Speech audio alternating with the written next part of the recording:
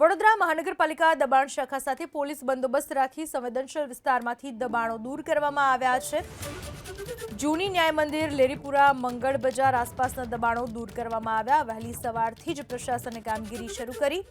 સંવેદનશીલ વિસ્તાર દૂધવાડા મહોલ્લો, સાયકલ બજાર જેવા વિસ્તારમાં પણ દબાણ શાખાએ લારી ગલ્લા સહિતના દબાણો દૂર કરવાની કામગીરી હાથ ધરી। રામજી મંદિરની બાજુમાં આવેલી ગલીમાં પણ પોલીસ અને દબાણ શાખાની ટીમ પહોંચી વર્ષોથી પડી રહેલા લારી તથા રોડ પર વર્ષોથી દબાણો કરીને ધંધો કરનાર લોકોને પણ ત્યાંથી ખસેડવામાં આવ્યા હતા। દબાણ શાખાની ટીમ પોલીસ સાથે જોવા મળી હતી। અસામાજિક તત્વોએ દબાણ કરી રાખ્યું હતું। મધરાત સુધી લારી ગલ્લા ઊભા રાખીને દબાણો કરતા હતા। આજે આ તમામ લાલકોટની સામેની આસપાસના વિસ્તારમાંથી પણ દબાણો દૂર કરવામાં આવ્યા। પાણીગેટ પોલીસ સ્ટેશનનો સ્ટાફ સિટી પોલીસ સ્ટેશનના સ્ટાફની સાથે રાખી દબાણો દૂર કરવા માટે પહોંચી હતી ટીમ। સ્થાનિક લોકોના પણ ટોળા જોવા મળ્યા। વર્ષોથી ચા નાસ્તાની લારીઓ ચલાવતા પાનના ગલ્લા જેમણે દબાણ કરેલું હતું એ તમામ દબાણો દૂર કરવામાં આવ્યા।